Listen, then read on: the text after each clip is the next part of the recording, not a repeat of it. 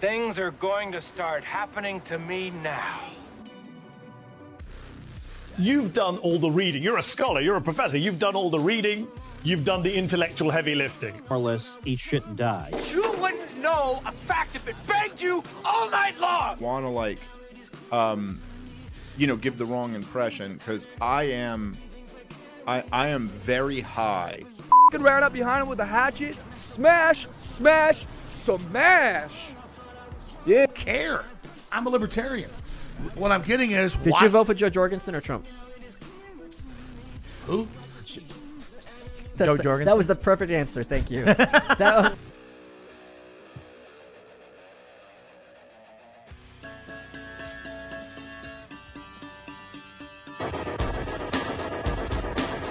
Oh boy. Here we are, Libertarian Podcast Review. We've got Mr. Euler himself, Andy, and Tyler. Hang on, Andy. Episode 118. We're back at it. We're going to be rich women from rich men. I don't know. We're going to take some play off of this thing. Andy, how you doing? Welcome. Doing well, reporting live from the plantation here. Sunny skies, cold lemonade on the front porch, I do know. So we've already got people in the chat. Hell yeah. They're gonna tire this shit. It feels like Friday to me because I'm not gonna work tomorrow. So how do you feel? I know you feel hungover, so it feels like a Monday to you, or just any day of the week, right? Man, I had a good time last night. I went and saw AEW wrestling downtown, and I don't know if the food fucked me up or the beverages fucked me up or just a combination of both, but they did a number on me today. But I picked a good day to come into work a little fucked up. So you know what a good thing is for a hangover? Fox and Sons coffee. Yeah. and if you put in the promo code review, you get 15% off any orders over $25 or more. Andy, did you have coffee for your hangover? No, but I need some Fox and Sons coffee, so okay. Send a bag. I'll send you a bag. I can't promise if it's full, but I'll send you a bag. Drop your bag on my face. Dickie's in the chat. He said he got effed up last night. That's good. Who else is here? I started by saying Andy was late, of course, and then I had to delay anyway, so it didn't really matter. Boy chasing that bag. See, he's already busy knows what's chasing going on. that bag. Whatever. Oh, busy. Yeah, I was looking at the next thing. Type peepee for patiently pondering. Travis in the thing, and we got Magoo here saying what up. What up, everybody? We got a lot to talk about this evening. Mainly libertarians. That was a fascinating. So, did you get into the libertarian space last night with Dave, the LPNH, and all that? I only got to hear a little bit of it. Oh, because you were wrestling. Yeah, I was at wrestling, so I didn't tune in for very long, but I heard a few little choice highlights today. Yeah, there was. I we'll talk about this in a little bit. And there was one this morning too, right? Yeah. So then it was like a follow up, and this one was by Maj Torre. He that's a ridiculous name. He went in there and by the way, the topic itself kind of bores me. I mean, it's kind of what it is. I get it. I get the both sides of the argument there. But the heated debate over it last night was absolutely insane, and it was fantastic. So as a merchant of destruction myself, it was good. And I got in there and was able to talk right away. Oh, you were? Hell yeah. I missed that. Right. So I had it all planned, and then it was like a surprise. And then I was sitting outside, and I was going to say, and I started by saying, look, Maj's speech at Reno was one of the best there, but Kaufman gave me pizza, so I'm kind of at it torn. And then I was going to say, but then Maj went over and he started dock someone, at the Super Bowl. And then the reparations, and I just didn't want to get on board with that. I didn't say that part, but I just basically said, look, I understand where you guys are coming from about all this, and you say it just doesn't, this edgelord stuff doesn't work, but we have the shit poster in chief, Donald Trump, who showed you can be above and beyond on those things, and it seemed to work for them. So, and I've been in a bunch of spaces with, GOP types. They are, because, the whole thing is like, you're turning everyone off, and I'm like, I'm sorry, you know, that's not the case. So what do you have to say about this? And Dave came back and was basically like, look, this doesn't work for us. And I think that's a perfectly fine answer to come back on. Then someone else on Twitter, because I was like, you know, oh, shit posting isn't it? Let me introduce you to Trump. And so then they're coming back with some other counter arguments. Oh, well, Trump he never said anything like, you know, go back to Africa. And I'm like, grab him by the pussy, shithole country, blood coming out anywhere. Why don't you just stick to the fact that this won't work for the LP? Don't say Trump didn't do these things or what to this degree, because he sure as hell did. Yeah, I mean, I enjoy the back and forth. It was, you know, two Jews kvetching over a darkie was pretty great for me. It was interesting to hear them like bitching and moaning about donor dollars and shit. And then, you know, I mean, nothing has worked for the LP since its inception. Like what is considered success for the LP? Like 4% of the vote, and then like what do they want? Like they salivate over this like black vote that they're not gonna get, and they're like, but Maj has the end to the black vote, but who cares? No, yeah, it's a dynamic, and it's been and part of it. Let me just go over a few things. Michael Heiss, I love you, but if you can't say Thomas Sowell correctly, I don't know what to do. You kept calling it Thomas Sowell, and then Meredith is like, oh, it's his accent from Philly, and I'm like, no, the guy's literally never heard him talk or be introduced. No big deal. It's just his age. And if I can't mock these people, then what else do I have? Yeah, Maj does the same thing. He calls him Sowell. It's not. Yeah, I heard him on who was that? Jason Whitlock's show, and Maj was going after Matt Walsh about something Matt Walsh said about. It was something in the context of slavery about. I can't remember. It was several months ago, but on the same topic, and it's just, you know, he's very racially sensitive. So look, have you heard Walter Block talk about reparations? You know, he's got a book defending the undefendable, right? A little bit, but I would disagree. Yeah, but I would definitely disagree with his position on reparations. Walter Block's? Yes. Well, what is it? You just said you haven't heard it. I mean, I've heard some of it, but I've heard him talk about it in like lectures and stuff. So I haven't like sat down and read it. And so then Maj is trying to go over it today, and he's trying to kind of explain. He just references other people. He didn't say Block, but he references other people about why his stance on it is the correct one. My pushback on all of this is, and even the way Walter Block explains it, I don't believe it's reparations. It's simply under property. And his thing is, look, if something was actually taken from you, you should have a right, inheritance, whatnot, to go and get your property back because it wasn't done under a bona fide purchaser for value. It's just, and I believe that, and that's correct. And you could do that civilly. It should be done regardless of race. The problem is reparations is only, I'm a black man, and therefore I have this ability to do so. And I think it should be just, it doesn't matter. So change the word reparations, call it something else, do it in an appropriate way. But the problem with Madge is it's a black centric restitution, which I don't believe is helpful, right, at all. Well, I mean, it's just revealed preference, you know? Yeah. Maj is a black guy. He's looking out for black man number one, long-legged Mac Daddies. And right. Well, first of all, Walter's what's Walter Williams' take? By the way, it's Walter E. Williams. His take on reparations. Well, he's passed, but he did he posted on his website. It was a certificate of forgiveness, basically wiping off all obligations for whites towards blacks. So I believe that would be his thing. He's like, you're done and over. I've waived it.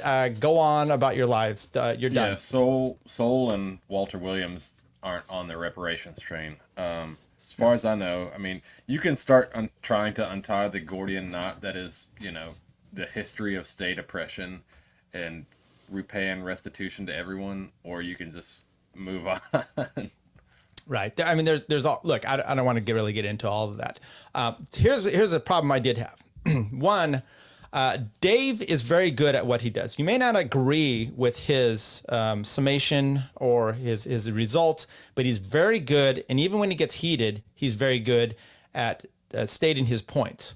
Okay. And I don't know if that's because he comes from the streets and he's got a lot of this, or this back and forth as a comedian. Jeremy he knows his stuff well as also, but I thought he did a shit job of defending himself because he just went ad hominem and he just ripped on Maj, which is fun. But if you're going to make an argument and you're going to get on Spaces, you've got to be better at doing so than just he gay. He's no. It was fun, and we'll play a clip here. But so that would, to me, was disappointing. Yeah, so I didn't hear much of it. I did hear a little bit of the Jeremy calling Maj a bitch and calling Dave a bitch. Well, let's play that one. I think we'll get to that one. And by the way, I thoroughly, like I said, it was entertaining to me, and I don't have a problem with the Libertarian Party. I would say this as someone who advises people all day long, my clients, I'm always telling them, watch out what you're putting on social media. It's going to come back and bite you. I wouldn't put the kind of stuff I do under my business name because it's representing my law partner as well. I mean, it's bad enough that I do this. But so I totally get that stance. It's a professional organization. You can make up something else. Maybe the Mecox would be, of LP and H would be better than just the LP. The affiliate there. So I get everyone's points on this, but I also have to say this was how one thing was sold, which is, hey, we're going to take over, then we're going to give the keys to the ultimate troll, Michael Malice, and he's going to just rip everybody from the LP's own Twitter account. And then they don't like what this other little thing. So that didn't, would you see this struggle session and his Spaces with Michael Malice if he had been actually given the keys to the Twitter? Do you think that would happen? Probably not. Probably not. I think it's interesting too, like the perspective, like, oh, the LPNH is ruining our what we got going here. We're trying to grow the voter base and donors and all this shit, and it's like, how is the LPNH preventing you from doing that? Like, can you show any demonstrable proof of that other than just people reading online, or is it just what's stopping you from going out and recruiting people if that's what you want to do? And by the way, I'm sure it happens but then those people are never being genuine, and they're disingenuous when they say things like they would never be a libertarian, but then they're like, this is what's keeping me from being a libertarian, and they point them out, right? So that would, they would never be. So if you guys aren't Kamala Harris Democrats, then I'm not going to be a libertarian. It's like, right. Okay, then go be a Kamala Harris Democrat. Right. And by the way, anyway, I don't want to get into too much. So let's play this clip here because I thought this was one fantastic or interesting. Let's go here. So someone did record. By the way, someone did record 90 minutes of it. So let me know if you can't hear this, Andy. Things we believe. All right, Michael, you respond. Well, no, hang on. No one is hiding anything. And I'm the guy who got endorsed by Ron Paul and took over the Libertarian Party, on the back of the Ron Paul. Okay, this is the wrong one because this is the entire recording, so I blew that one. So let me see if I can find this. There was a lot of dicks. There we go. I want you to have a chance to respond to what Maj says. I want everyone. No, it's a bitch move. He said one thing on social. No, Dave, you're being a bitch now. He said things very unequivocally. We have screenshots. Jeremy, it's not debatable. Jeremy, Don't be a Peter Hotez bitch. Hold on, dude. What are his claims? Let him state them. Jeremy, don't tell me I'm being a fucking bitch. This is because I just said, let me hear you are, Jeremy talk. What? Say what you just said, Jeremy. You are being a bitch when you enable bitch behavior. Here's the problem. Here's the problem, Jeremy, is that I think you don't fucking understand the code that guides men. I do. Was just saying, and it's men can have open conflict. Men don't take screenshots and make claims and are unable to have a direct conversation. I know men, Dave. I lead men. I live in a male atmosphere. Maj behaves like a hysterical, feminine bitch. He cannot have a direct conversation. Let me tell you something, dude. He makes ridiculous claims. Jeremy. now you fucking force me to mute everybody. And listen, Jeremy, I was literally just saying I want to hear from you, dude, and I want to hear what you have to say, and I want you to be able to respond to what Maj says. So I just want both of you to be able to talk. And then you call me a fucking bitch, and when I say you don't understand man code, I'm saying, dude, that if you fucking, this is where you'll claim some non-aggression principle violation. But like, dude, Jeremy, you wouldn't say that if me and you were standing in a room right now. You wouldn't, because if you say that, then we have to fucking fist fight. So let me just say, instead of that, I was saying, let me make sure you can say what you want to say. So let Maj talk, and then I want you to be able to respond. And if you think that makes me a bitch for saying that, then go fuck yourself, and you can fucking leave this call right now. Okay, say whatever you like. I said, whatever you want to say about Dave. Oh, hey, that's too close up. He does like that. I thought that was perfectly well said. And by the way, I've met Jeremy, and if I can just put in he and Dave together, the only thing that Jeremy's fought is probably mortgage rates. To get and Dave's probably fought. So I don't want to see that fight happen because Jeremy's going to get his ass handed to him. So and he better be carrying a knife. Well, I don't know. Dave's pretty brittle boned, tall, skinny guy. It's true. He doesn't drive a car. I don't know what that has to do with it. No, but Tyler, I think I just want to go on record and say that you're a bitch. Wait. Yeah, whatever. Like I care. But it did get it. This is the kind of shit. It was supposed to be. I think this kind of like, hey, we'll talk. We're gonna work it out, and then it devalued its way into this. So fantastic evening. I just picture like spit flying from Jeremy's mouth, like when he's saying, and just like shaking. You're a bitch, Dave. Well, it just wasn't productive in that sense, right? I mean, it didn't come through just the way I thought it would be. Me and great. So anyway, let me stop that one so you don't hear all that. Was there anything more I wanted? So Maj came. Look, he comes on there, and then he is actually mellow, and it came across as Jeremy was autistic and crazy, and Maj was this reasonable person.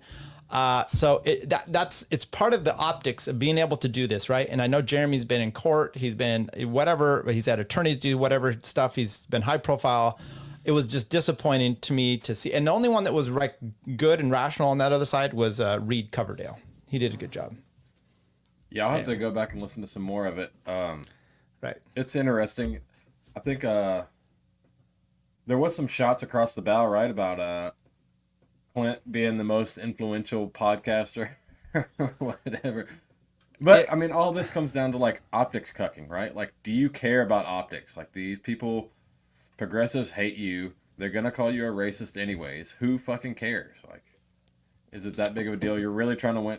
But this is the problem with like libertarian activism in general that I see is that like you're trying to win hearts and minds and like be an evangelical libertarian instead of just leading by example and doing cool shit and not giving a fuck about what other people think. Right. I mean, yeah, we could talk about Josie not getting her bottom teeth fixed. Was that part of the topic of the conversation in there? No, she got on there later, and I was just like, gun to the head. And actually, Dave is so good that even when he's riled up like this, Josie comes in there and she starts to say something. Then she pauses. She goes, "I'm sorry. Did you hear that?" I'm saying, and Dave's like, "Why is a woman talking?" I heard that part. I'm like, okay, that's solid. So anyway, nothing really got resolved at all. So once again, I'm involved in the Libertarian Party, partly because nothing's going to get resolved in the Republican Party or the Democrats. So if I'm going to even just play around, might as well play around in something that I actually enjoy and believe in a little bit more.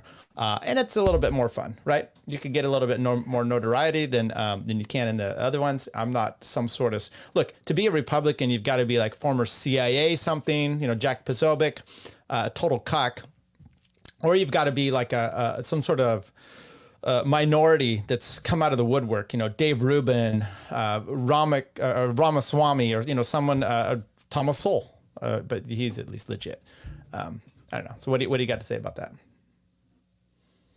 Yeah, I mean, Republicans love their pandering too. Right. But, I mean, at the end of the day, libertarians play like little league politics. Like, they can't even keep up with the Republicans, and the Republicans are destined to lose too. So, They're even bigger losers than the Republicans. JC says, do you think if there was a hot female moderator, they would have been embarrassed to act this way? Jeremy doesn't give a shit. He's married. I've seen his, he looks like a lumberjack from the 90s. He doesn't really care. So I don't think that we're talking about libertarians here. Like, right. they yeah. Okay. Let's get into something a little bit more. Let's talk here about Richmond from Richmond. Richmond from Richmond. North of Richmond. Oh, yeah, whatever it is. I don't remember. What's the guy's name? Oliver Anthony or Anthony Oliver? It's two first names. It's a horrible idea. What's going on with you, Gingers? I don't know. I like the song. I thought it was pretty good. Dude's got a good voice. I mean, it's interesting. He's definitely tapping into some, like, populism. You know what I mean? I'm waiting to see, like, obviously there's a big buzz on the internet about it, but they're not talking about it on Good Morning America, are they? Like, I think they're trying to sweep this one under the rug. Possibly. So I don't know. So could be. Let's take a look here. So I didn't read this article. Maybe I should look at it, but National Review says, next time Oliver Anthony should consider singing about what makes America a great land, a land of opportunity, not of guaranteed success, a land made for you and me. And then, so I just put on there, hey, write your own damn song. Because it seems he got a free background check out of going viral too. So it seems like, he, for the most part, he seems like our guy. There is something that came out today. He's going to be doing a show with some commies. And as much as I loathe commies and hate them, I think some of them have impulses that are like, towards the working class. All their solutions and prescriptions are ass backwards, but I don't think, I'm not interested in trying to convert them or whatever, but it seems like maybe this guy might be on some like unity stuff, but he's also pretty religious too. So he opened up his show with quoting scripture and shit. And look, this okay. So who are some of your?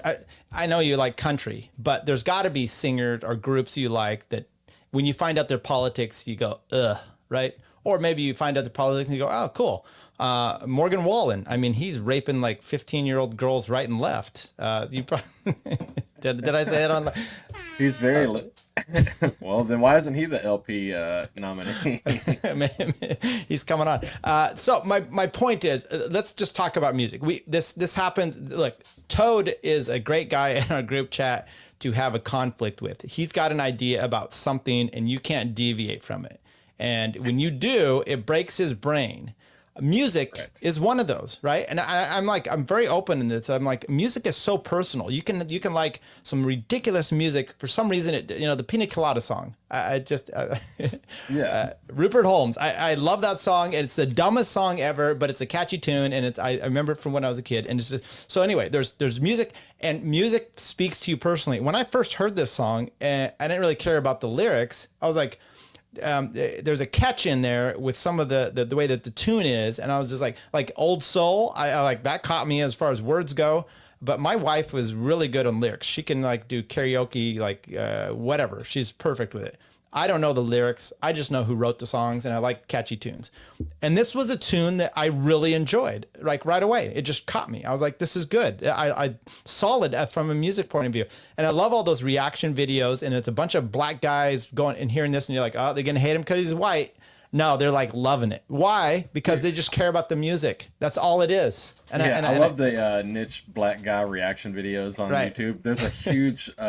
like millions and millions of views, like black guy reacts to hearing Thomas Sowell or Walter E. Williams for the first time. Well, that guy specifically, he does. I know which one you're talking about. I'm trying to remember his name, but I've checked him out because he's listened to like Jethro Tull, and he's like, flute, but it's like it's catchy and it's talent, and you like it, and yeah, I like those two. So yeah, I mean, I thought it was a good song.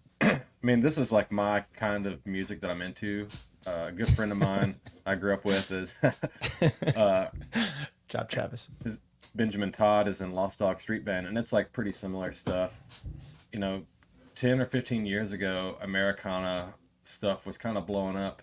It's starting to die out now, but it's I shot the red carpet at the Americana Music Awards, and been involved in that industry and know a bunch of people in it, and they're like some of the most backstabbing, conniving people, and a bunch of them are leftists, and they're just like coffee shop retards, but there are some good ones that are still like down home. Like I said, Lost Dog Street Band, Tyler Childers, you know, used to be sort of in that vein, but you know, there is a complex of people who make it who just completely turn their back on the people that they claim to have reverence for or represent and stuff like that. So, I mean, we'll see what direction this guy goes, if they get to him, if he, you know, gives an inch to these people, or how things go. Yeah. But, I mean, I'm excited. Dude's got a good voice, sounds good, and he's tapped into something, you know what I mean? Yeah. And look, it was interesting because then some people are like, oh, he's promoting commie shit, not the fact that he was doing this interview, but like the lyrics, and it's populism. And you know what? Are you out there doing this with the Dixie Chicks and everyone else to make sure that they're pure every which way? No, it's just like, just let this go. It is funny because I'm like, oh, Daily Wire is going to be all over this. Jeremy's Hick Music is coming out next or something. You know, I just hate them. Sorry. Yeah. Well, I mean, for all of Daily Wire's faults, they kind of know what they're tapped into. Like, they didn't move their headquarters from LA to DC. They moved it from LA to Nashville. You know what I mean? So they're kind of tapped in, and, you know, I think they may try to get this guy to apologize on some Israel shit, but they can only hold the dam back, you know, hold the water back so long. Well, yeah, so let's talk about that real quick. And then we're going to go, actually, someone had mentioned in here, and I already had a plan. We're going to read the Reason article here about it. Or you can read it because you're better at this than me.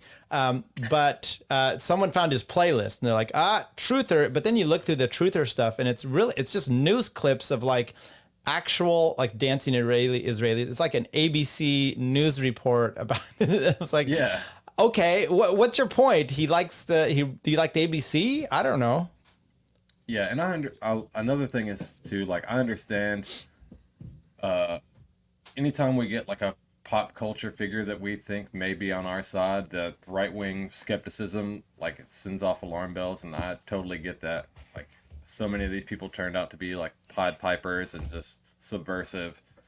So, I mean, I understand that impulse, but for the most part, it seems like this dude's our guy. This seems like a good old boy, you know. Let's read what Benzo Hoots Barbie said here. People are writing songs like this across the nation on a daily basis. Why'd this guy blow up?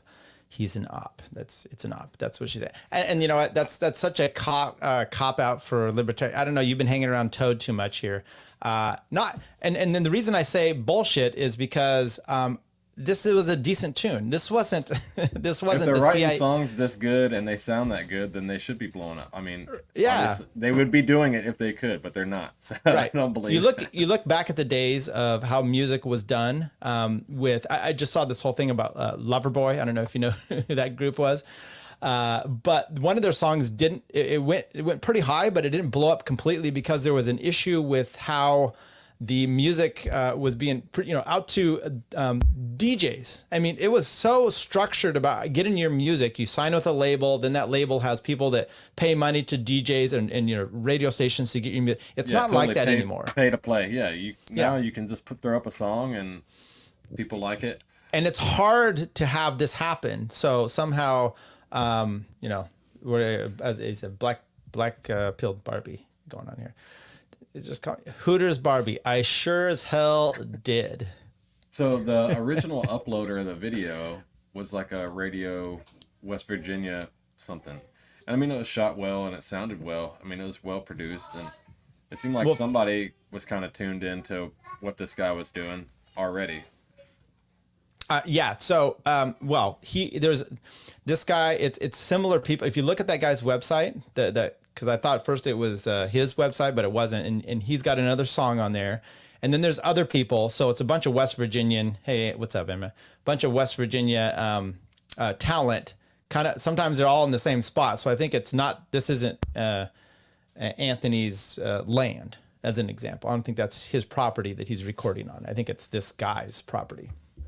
Yeah, and I mean, this dude is a singer, songwriter, musician. He probably, hangs out with other singer, songwriter, musicians, and is kind of tuned into like what's going on. He's from Virginia. He's probably right there on the corner of Virginia, West Virginia, and yeah. And by the way, Benzo Barbie, she says, for what it's worth, Toad doesn't agree with me on this. LOL. That should never be your standard. Yeah. just say, oh, I don't care. Okay, let's take a look at this. Do you want to read this, or do you want me to? I can read it. Can you read it from there, or do you want me to? I can read it. Let's scroll up to the headline. We'll start it off. By the way, before you go there, I saw them post this on Twitter, and I I said something like, I can't what did I don't remember what I said. Something about, you know, mocking them for Dixie Chicks. You can complain about them now or something. I have to actually find it. But what did you didn't read this either, but you commented. Yeah, I replied. I found the author's Twitter page and I cussed him out pretty good and got blocked. And then someone else for a reason came in and said something about, you're pretty worked up about something some off-brand Tyler Childers or something. And I mean, these dudes would suck a fart out of Tyler Childers' gay ass. Like, they want their country boys to like have progressive values and make up tranny coal miner fanfic. It's just bullshit. Like, yeah, completely. It's all fake. They're not tapped into like what average people are doing, because these are like urbanite bubble people. Yeah. Anyway, so like I said, music is also personal too. Why do you care? So anyway, the point is, we commented before we read the article. I still haven't read the article. We're going to do it here, and I'm going to see if we are wrong or right. And everyone out here, you know, on the chat and in there, you know, listening and watching this, let us know what you think. I'm assuming, because this is kind of the premise, which is, oh my God, the right wing is so stupid for hating the Dixie Chicks in the 90s and the 80s, whenever it was, 2000, when the Iraq War, and now it's okay to mock singers for being political. So anyway, that's my thing. Emma really likes this song, by the way. I played it for her. Yeah. All right, so my initial bias before I start reading is that this is just engagement bait. These people have no lives, and they latch on to whatever is going on in the culture. And wait, you're talking about this show? I'm talking about the Reason article. Oh, well, because it applies here as well. Okay. Anyway, keep going. We're just having fun. All right. Fun, silly, anti-tax ballad, Richmond, north of Richmond, goes viral for some online reasons. We don't get it. If you don't take Oliver Anthony's surprise hit song too seriously, it's a lot of fun. Regrettably, a lot of people are taking the song too seriously indeed. By Christian Britschke. What does taking it serious mean, though? I mean, come on. All right. The internet, or at least most online right-wing corners of it, is abuzz about the hit new song Richmond, north of Richmond, from heretofore unknown country folk singer Oliver Anthony. Released late last week, the song features a solo Anthony on his guitar as he belts out with great sorrow and personal hurt. Lyrics complaining about the falling value of the dollar, the heavy burden of taxation, welfare recipients' purchase of junk food, and the sex trafficking shenanigans of Jeffrey Epstein. So far, so good. Yeah, I like it. And then they've got his tweet up there. So give me a scroll down. Do you want to see that at all? Or do you want to go further? Is it the whole song? Or is it, you want me to just read the tweet? Yeah, read the tweet. We're not going to play it. All right, from Oliver Anthony himself, his Twitter. Richmond, north of Richmond, has been uploaded to all major streaming platforms and will show up there in a few days. I'm still in a state of shock at the outpouring of love I've seen in the comments. Messages and emails. I'm working to respond to everyone as quickly as possible. Like, this dude seems like just an actual person. Yeah. Could you imagine, like, because there's like 13 million views on YouTube last I looked, which was earlier this week. Could you imagine, like, you're just out there, you're a regular dude, and suddenly someone finds it, they start pushing it out. Joe Rogan pushes it out, and it's suddenly millions and millions of views. I could not imagine what would happen to you or I if that was the case. Scary shit. My background check I'd never be able to get a job. All right. These ills and many others can be blamed, as the title suggests, on those rich men north of Richmond and their totalitarian aspirations. Quote, Lord knows they all just want to have total control, want to know what you think, want to know what you do. And they don't think you know, but I know that you do. Damn, that's a good line. Anti-elitism, I know, anti-elitism is the most novel sentiment for a folk country song. Still, some genuinely funny lines. I wish politicians would look out for minors and not just minors on an island somewhere. And if you're 5'3" and you're 300 pounds, taxes ought not pay for your bags of fudge rounds. Made funnier still by Anthony's incongruously soulful performance, add life and originality to the song's generic populism. Sure, one might quibble with the idea that food stamps are primarily responsible for driving up taxes and inflation, even if they are spent on fudge rounds, but the song's not meant to be a white paper. If you don't take it too seriously, you can have fun and a lighthearted time jamming out to the surprise viral hit. But why am I not allowed to take it seriously? Yeah, let's analyze a few things here. It really, the thing that catches me about these first three lines here, the total control, it's an authoritarian type of thing. And then it says anti-elitism. It didn't say anything about elitism there. It's you can be a country bumpkin in Congress, AOC, MTG, any of the Joe Biden. I don't necessarily call them elite. I guess it's elite as far as what they are, not necessarily their mentality, but it's more of a people in up there. The government is controlling you. Is that an elitism take, or is that just an anti-authoritarian take? Well, that speaks to some of the philosophical underpinnings of like what Yankee progressivism is, you know? I mean, the whole thing, if you read Progressive Era and, you know, you kind of study some of the history of this stuff, is that they have to preempt your decision making. So, I mean, there is some truth to that, but that's what makes it a good song, is because there's truth to it. Right.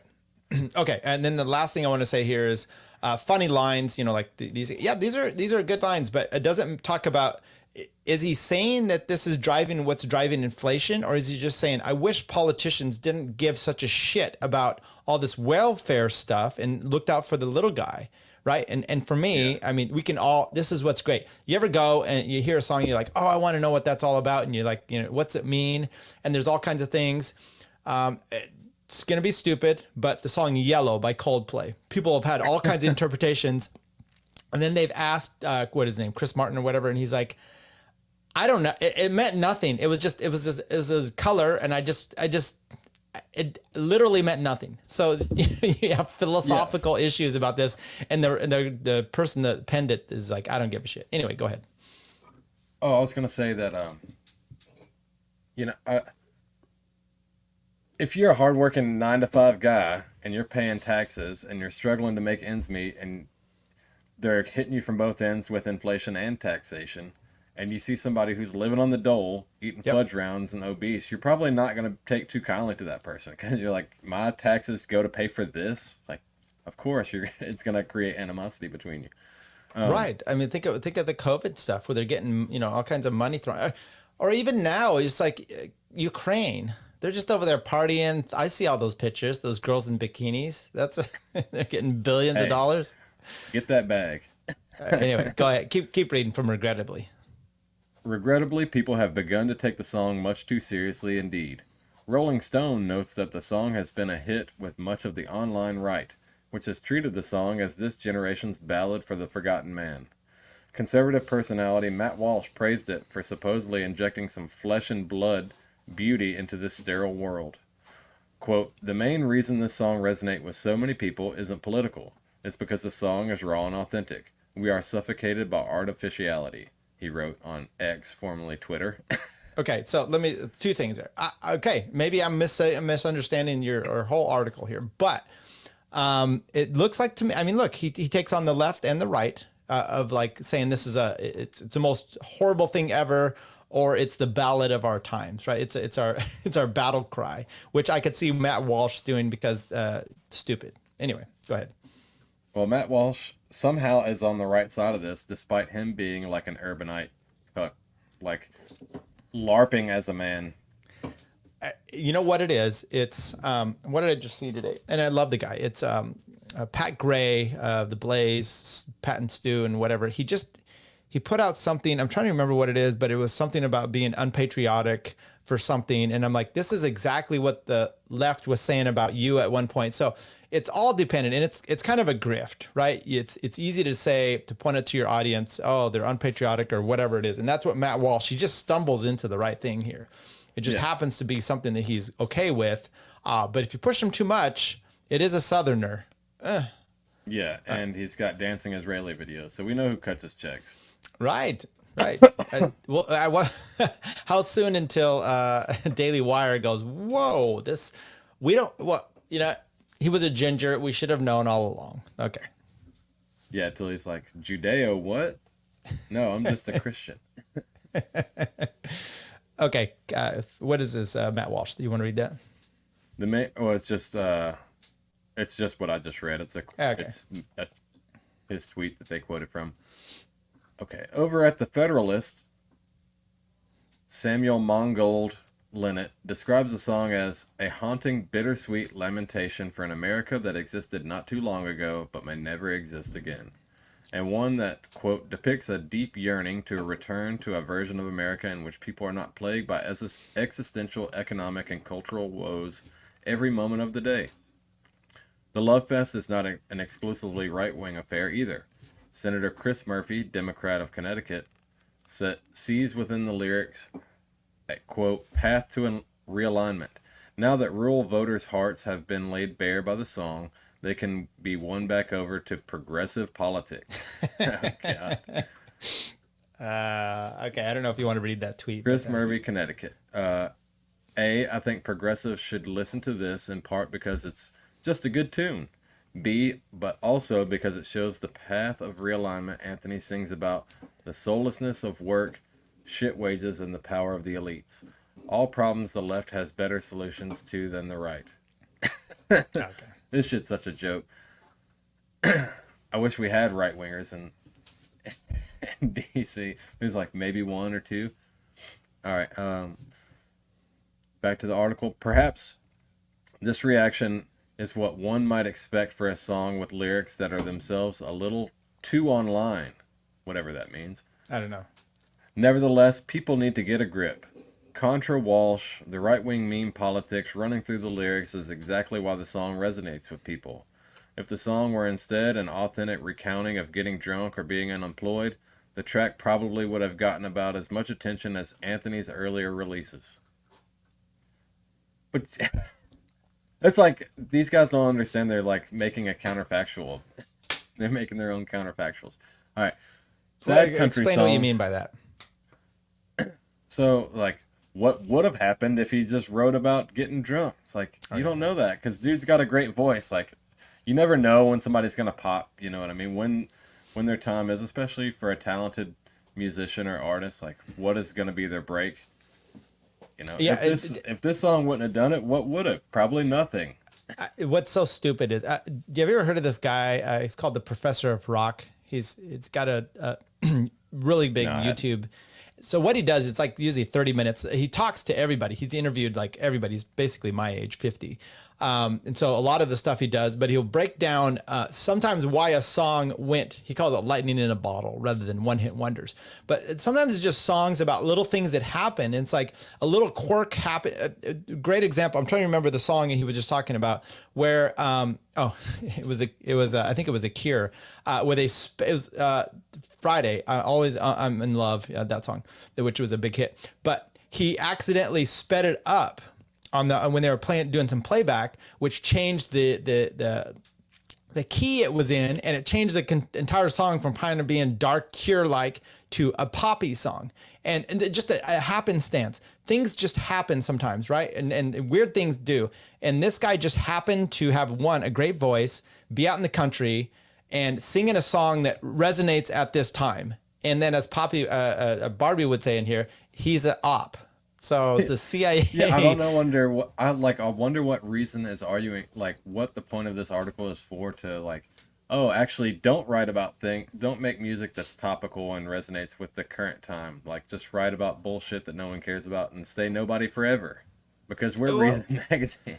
Right. I mean, there's anti-war, especially, what was the place up in New York, 1969, the big fiesta that everyone had and they got drunk and da-da-da. It was a lot of anti-war songs. I mean, it resonates because that is just what the times dictated and things, were important. Anyway. Yeah. All right, let's keep going. Sad country song speaking to poverty and social enemy. Anami? I don't know how to say that word. Enemy? Didn't start with food stamps and Epstein didn't kill himself memes. Something tells me that the people who kept cold country folk songs like Which Side Are You On alive had some economic and cultural anxieties as well. And the fact that Anthony has the musical equipment and technology necessary to sound good and reach a mass audience from his backyard suggests the times we live in aren't so lean after all. And while it gives me no pleasure to burst the bubble on Murphy's working class realignment, not every song sung by a sad guy with a guitar is a window into the soul of blue-collar America. The Epstein lyrics probably should have made that clear. Alright, so... this dude they just hate this guy for writing this song is what it is. It's what it sounds like. It's like... You have a TV and air conditioning, so why are you complaining? It's like, I can't afford a house. You know what I mean? Like, obviously, gas is $5. You know what I mean? Like, we might be more materially wealthy, but that doesn't mean culturally we're better off. It doesn't mean that the money is, like, growing in value. Sure, it's great to live in a country that has material wealth, but, could it be better? Yeah. Are people getting sent to the meat grinder because of the decisions made in D.C.? Absolutely. Yeah. Last line there, or last paragraph. Still, just because Matt Walsh and Chris Murphy like the rich men north of Richmond doesn't mean you shouldn't. Like other pieces of right-wing musical media, think MAGA rap. It's catchy and fun. It's even more fun when you don't take it that seriously. Okay. So what's your impression of this? Is this this shitting on the guy? Because I actually have a little bit different feeling about it than when I first read the headline and just shit on him online. I don't know. I mean, I think it's just DC apologencia, right? Like, actually, the guys in DC make sure that you have a smartphone. It's like, okay, I have a smartphone, but everything around me is crumbling. My jobs are being, the factory I used to work at got outsourced. Just like, are you guys paying attention? Do you even care? But this is like, that's how they make their money. These guys write blogs and articles, and some people actually have to go to work and actually have something to sing about or talk about. Right. So much like what this guy's professing, I don't take his article that seriously either. It's just the way it is. Yeah. The part of this is I do see his point, and look, to his credit, I imagine it's a he. I don't know, wrote like a woman, but what I would take at face value is, look, the left, it takes it too serious. The right, the left, mocks it, like Rolling Stone comes out, and of course you expect that. But then the right gloms onto it like it's the new anthem, like I said, the new anthem of our time, with some sort of war cry. And the reality is, it's a song. Now, it hits everyone differently. And look, the protest movement for the Vietnam War, the music was an instrumental part of that. I mean, you can't help but look back and see all the great songs that were written, whether you like them or not.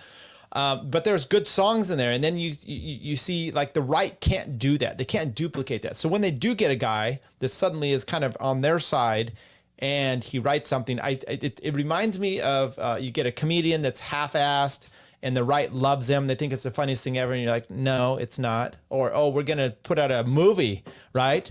We're going to put out a right-wing movie. And they put it out and you're just like, okay, that was painful. Or the libertarians with Alongside Night comes out with that. What and is Adam that? will catch it. Oh, are you serious? You don't know this story? No. Is it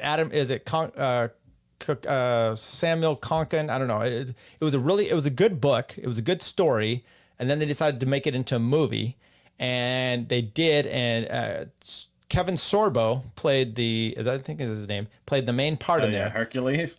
Yeah. And Adam Kokesh is in there with a speech. It's one of the worst Kevin Sorbo, poor guy. He's the only one you can like, oh, there's an actor. Oh, and what the fuck is going on with everyone else? It was so bad. It was horrible. It looked like some, kids did it. Anyway, that my point is that, libertarian or look, the right even did this, Ayn Rand, they're going to come out with Atlas Shrugged and they make a 3-part series of that. And, I bought the CDs and I watch them and I'm like, oh, this is a disappointment.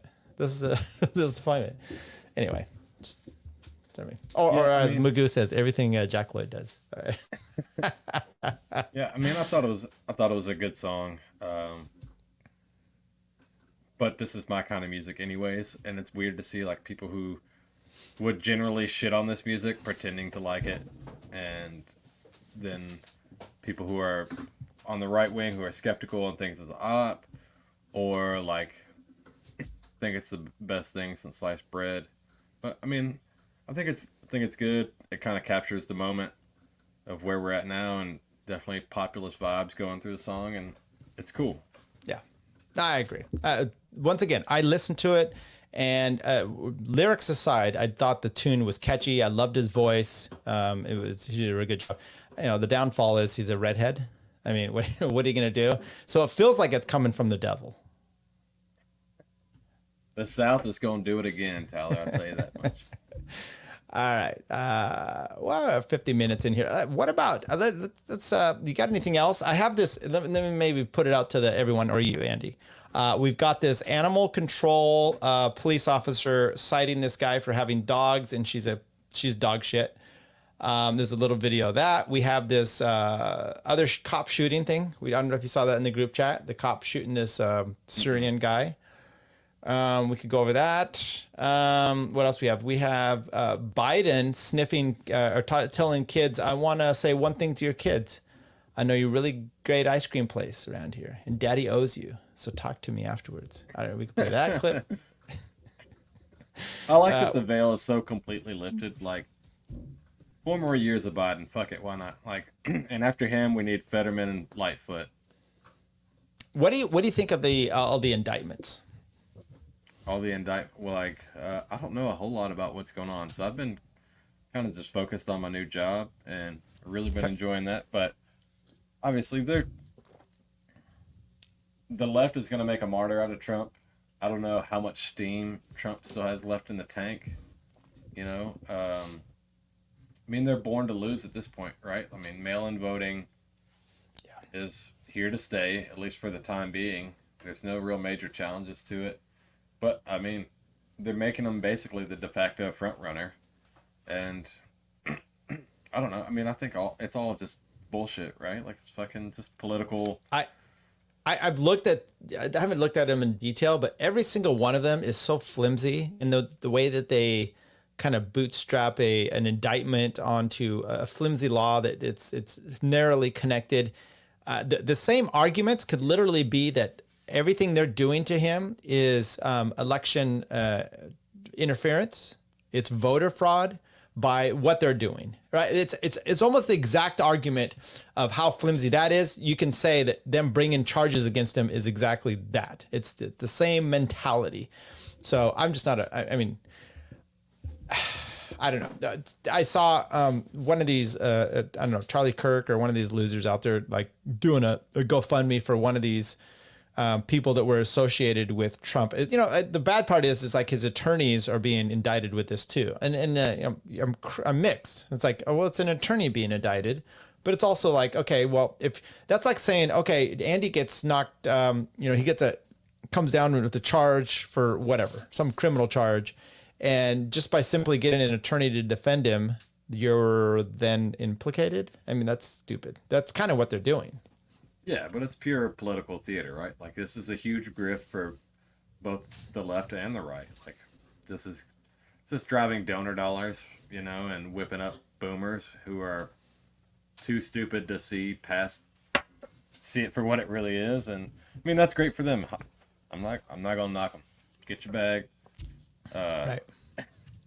But I like, that the pretenses are starting to be dropped, and I like that the boomer waffen are starting to be like, well, nothing is legitimate in this country anymore because that serves my goals, Right.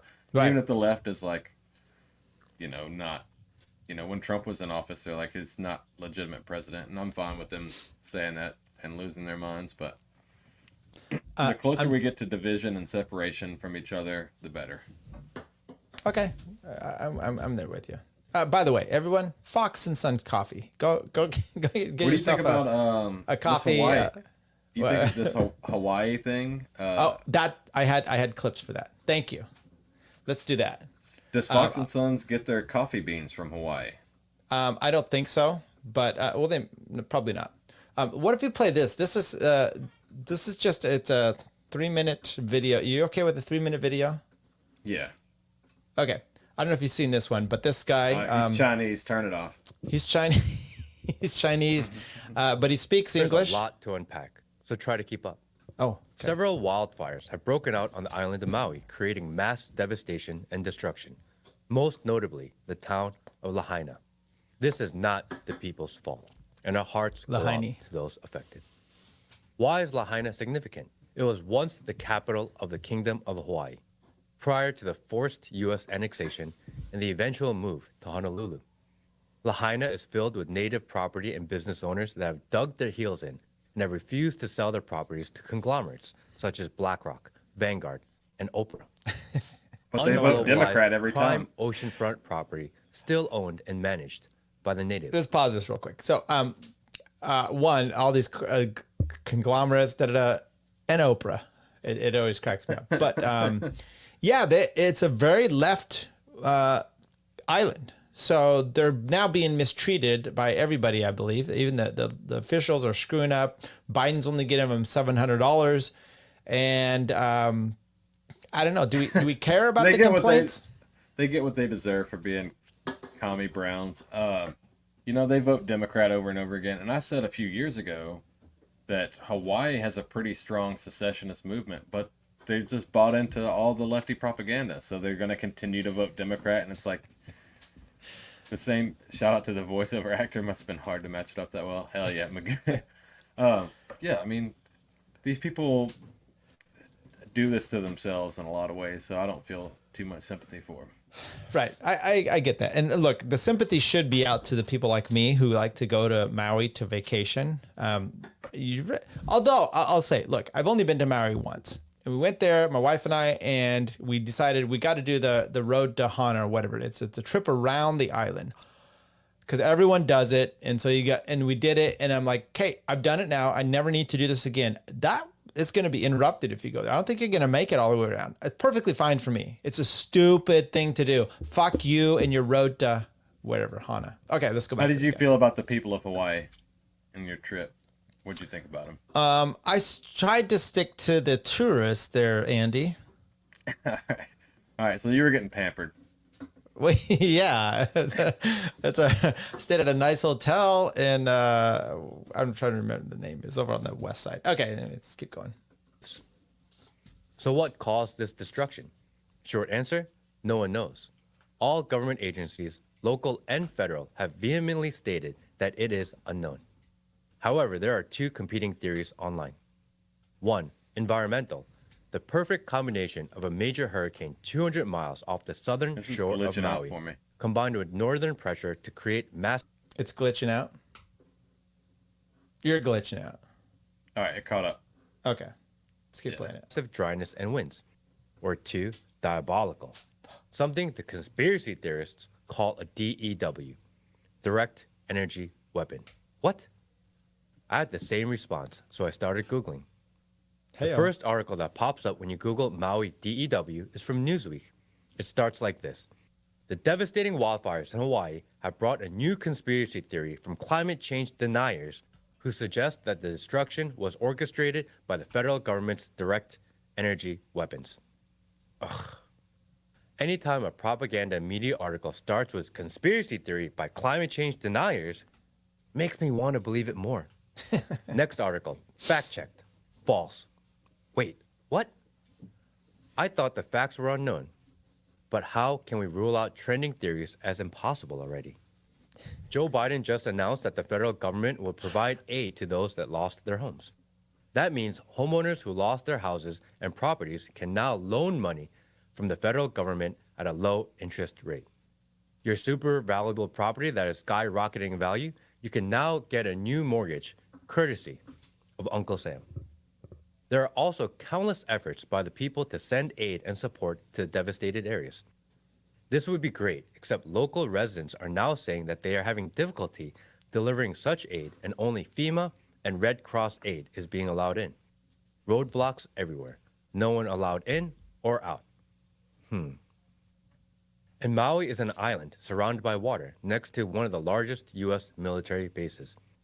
Local residents are saying that they received no advanced warning and that they only evacuated once they saw the thick black smoke. Islands are surrounded by water? Why was the federal response? Yeah, how far back? How delayed are you here? It's kind of glitching out. I don't know if it's my internet or not, but this is funny. Keep going. Okay, you're a little blurry on my side, so maybe it's. I don't know who it is. I'm looking up here. My thing says good connection.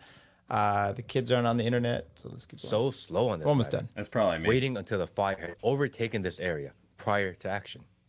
I don't know what's going on in Maui. Our hearts go out to all those affected, and we pray for your safety. But what I do know is that there are more questions than answers.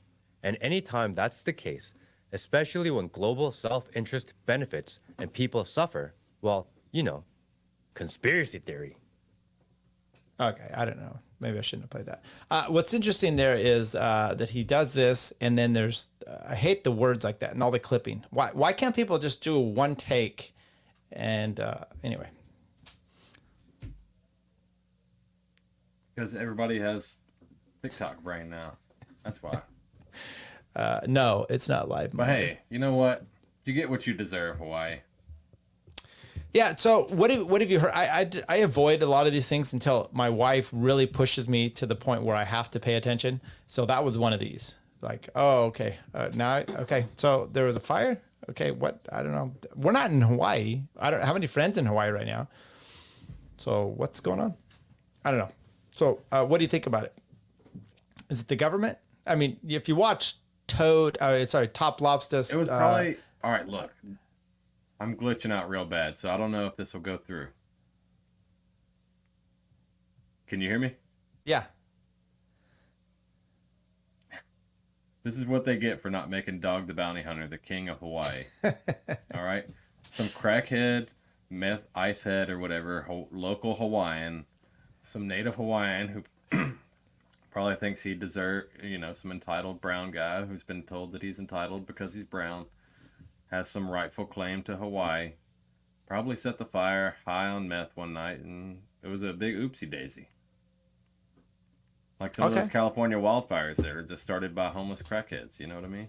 Could be. But everyone's saying Oprah's going to buy up the land. So, and look, I get it. So they like to throw BlackRock in now because now the right wing jumps on this and is like, oh, BlackRock problem. Oh, we're all over this. When the reality is, these are a bunch of natives who haven't done much with their lives. They happen to live there, and they're not really helping their property values. But the property values are going up simply because they're next to a hotel that makes a lot of money. So I don't know what to tell you. I mean, you haven't really. You got pigs and chickens around your place. What do you want me to do about this? They could do something about it. People have done stuff like when this, when you got people like this moving into your land, Right. Well, they didn't do anything about it because they like kept voting for him, and they invited him in. So. Yeah, they like the American dollar. So there you go. Okay, I think anything else you want to talk about today? I think we're done. No, I'm good. Appreciate you guys tuning in. I hate all of you. Yeah, I'm sorry we didn't play a lot of. We didn't throw in a lot of. Not Ron. Who's not Ron? But I appreciate you coming in. You had some good comments. Is Hawaii real? I don't know. I did like. What was the one? I like this one. Dupe, but the D is a J. That's a good one. Yeah. Don't let women psyop you into having empathy. I agree. So once again, people, if you like coffee, please go to Fox and Sons. That's just. I'm telling you, Andy, I've been thrilled that I get coffee bags and that I'm making coffee and that I absolutely love coffee and that I like this coffee too. I'm beyond belief about this whole thing. So, what about you? What do you got going on? As the most influential libertarian and I have a much higher profile than anybody on Tower Gang. Just ask them; they'll tell you. Right. I should be getting floated bags of coffee at least, and cream. Okay, I'll take care of you. Have you watched Top Lobster's new show? I have not. Okay, he's basically a mini Eddie Bravo. Okay. Yeah. How do you feel about it? I haven't got through a single episode. I've tried 3 different ones. One is the big fat chick, and I'm like, it's not going to happen. First of all, it's a woman. I'm not going to pay it. You don't start your show off with a woman as your guest. I don't care what's going on. I don't care what's happening unless she's showing her tits. It's just not going to be good. The next one was his cousin, dressed up like what's the name from of Mice and Men, the one that snaps the necks off of the chicken or the bunnies, Lenny. So, and then today he had another one, and I started it, and then I was like, you know what? I went over to Leighton's show and started watching he and Adam Nutter talking about aliens, and I was enjoying it. I'll check it out at some point. God bless Top Lobster. Here's what we need to do. Here's what we need to do to. Well, I was gonna say this would drastically improve Top Show, but we need to just do this idea. Make a the whatever podcast. It's got the 2 groups of people on 2 sides of the table right there. Right. Supposedly trad and the whores on the other side. But we need to do that, but with conspiracy. We need to get some conspiracy whores at the desk, pulling their titties out and talking about Bigfoot and shit. I'm bringing Barbie Benzo in as Poppy, as we call her, number 1. She obviously thinks this guy Anthony's a psyop. Somehow she thinks Toad's a real person. And if you're a hot chick who's been molested by an alien, please contact me. Right, we got a class action lawsuit for you. The plaintiff, the only defendant on all of this is just Toad for some reason.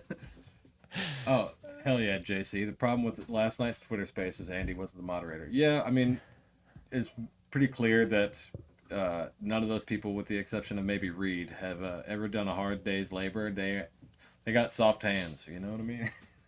So what was interesting is, so it was supposed to be Jacob Winograd, Biblical Anarchy, and he didn't really moderate. He didn't moderate anything. I think he's fine. He's humorous or whatever. He's not too extreme, and he's a good guy. But yeah, he didn't really moderate. And I'll say this. So he wasn't really doing much. Kaufman was too autistic and probably drunk. Dave was really hostile, which was fine. Michael Heist just was boring me. Every time they came to him, he didn't really push back. He started talking like statistics, the LP side, and I'm just like, this isn't what I'm here for. Clint came on, he was fine. And then Josie, whatever. There's a bunch of losers, but other than that, and me, I was a loser. The only spaces I truly enjoy are like, if you follow Marcel, he's in some like pretty good like race realist and just like genetic spaces that are pretty interesting, and that's actually like intelligent and productive. And then just the shooting the shit with the boys, like libertarian politics is, I'm only there to laugh at them and make fun of them. Yeah, I enjoyed it. JC says bring back trash talk. What was how you doing with that over there on Odyssey? Yeah, I don't know. I have to find time. I'm enjoying doing this too much, and we kind of got a good format, so I don't know. Trash talk may come back if I find the need to do it, but it was fun moderating. You know, I did Jose and Pulpo, and I had Connor, Natural Authority, on there. That was a good episode. And what else did I do? Economics of Trash. Yeah, did I moderate? I think I may have moderated another one between 2 people. I don't know. But I think you did. So I always enjoyed it. But look, at this point, it's all, no offense, but we're just taking it all under this umbrella. If you're going to do trash talk, you just do it here. It's a bigger audience anyway. And you could do a solo show if you want. I've tried to give you many times the ability to log in here to have any kind of access you want, but you're just such a piece of shit. You just I am a piece of shit, but I'm starting to find my groove here, you know, especially starting working and shit. So well, I'm proud of you for working. That's always, that's always good. Okay, so if I can find some people to grift off of and, you know, get them riled up and, you know, maybe raise some money for charity, I'd love to do that again. So I don't know, we'll see. Good point. Look, Andy, as always, it's my pleasure doing these. It's just you and I talking. By the way, I got hit up by one of our friends. He says, hey, can I come on with you Andy and Dickie just to shoot the shit. And then he started to describe how he's got a new headphones and mic or something like this. Any guesses as to who that might be?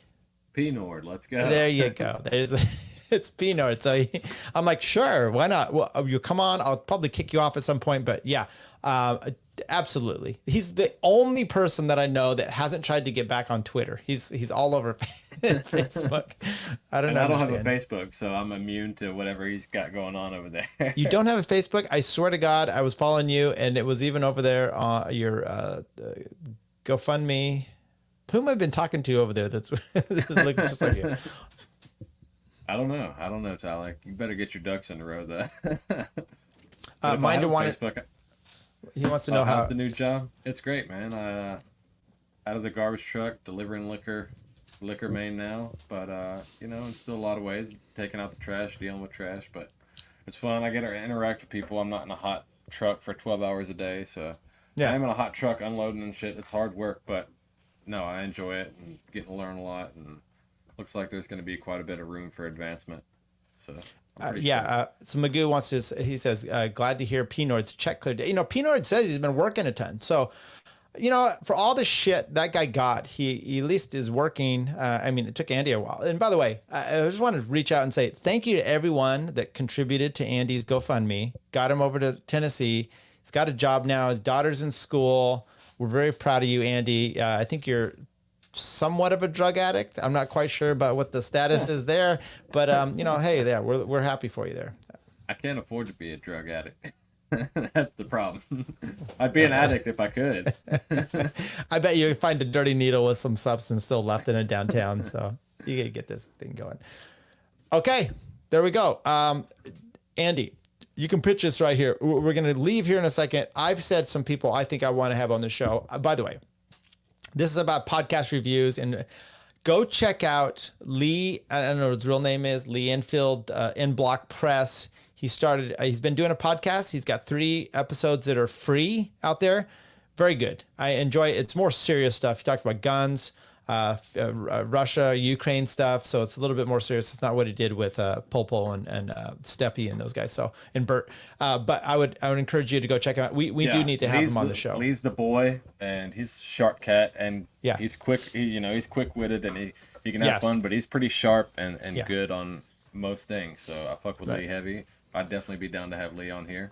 Okay, let's do that. One of my most proud moments, the dude blocked me multiple times, and then he even came on the show. Now he follows me, and it's like, hey, persistence, people. And you don't have to do it in a stalking way. Somehow I want him back. So I don't know what happened. Well, you are a gay Californian, so thank you. 3 strikes against you out the gate. But Lee is an elite Twitter user, and so if you're not following him, I'm sure everybody here follows him, but... Right. So yeah, definitely. So he's one. We've tried to get McClanahan. I've reached out to him. That's a no-go. Jeff Deist said he was coming on, and then he ghosted me. Nick Gillespie. We still need to get him going in here. Who else? We need to start getting some guests in here. Patrick McFarland. He's going to come on. He just had a show doing some stuff about family law. And I always cringe when people talk about this, but he did such a good job. I would encourage you, Andy, to go check it out. Yeah, I need to check that out, and I need to check out Lee's, and when I'm driving, I'll start to get back into my groove of listening to podcasts and shit, seeing what's going on out there. Marcel would be a great guest. Who the fuck is this? Bring the Kulak cat girl on the show? Probably that chick from the whatever podcast. Yeah, we need slutty chicks who believe in aliens and ghosts. Like, the sluttier, the better. We have Poppy in the chat. Why? I don't think we need to go any further. Well, Poppy needs to be our madam to recruit other slutty chicks. So that's true. That's true. I thought you were the person that would do that. Okay, so that'll be our next. We'll talk to. We'll give relationship and dating advice. If you're dating aliens, illegal or not, we're gonna put together a show. The next Kill podcast. We'll see what we can do. Yes, next Kill podcast. I think we're gonna. I think we got Brian McWilliams to come on. We just need to schedule it out. So, give your plugs, Andy, and as the most influential libertarian, and then we'll head out for the weekend. All right. Follow me at Liberty Lock Pod. I'm the most influential libertarian. I would never do anything unoptical or mildly racist. Yeah. But that's why I have such a big following. Right. Check me out, Tyler Yonke, on Twitter. We got all our Andy stuff there. Andy and I, we're all everywhere. We got our Substack, a Rumble. Check us out. Share the show. Watch the Tom Woods 8-episode series. It's on our playlist. It's its own thing. Check that out. All right. Thanks, Andy. Later, y'all. Okay, I'm leaving now. Bye, guys. But she's back. And now. Chick-fil-A is completely overrated. It's not that good. I prefer Zaxby's. I prefer Popeyes. Takes a tough man to make a tender forecast, Nick. I guess that's me. Keep fucking that chicken. Should I vote for Dick Cheney on the Libertarian Party? Do I have an obligation to vote for Dick Cheney? I would say so. Yes. Did it work for those people? No, it never does. I mean, these people somehow delude themselves into thinking it might, but it might work for us. That one dude was like, not a podcast. I can't find it anywhere. They don't have video. Oh, yeah, Peter Janke. Yeah. Yeah, I blocked him. I'll do it. If he unblocks me, I'll... He'll buy your shirt if you unblock him, Bert. He's a wigger. Yeah, nothing cooler than a 49-year-old wigger. I just started live streaming. Cut me some slack. I'm pretty high tech for a boomer.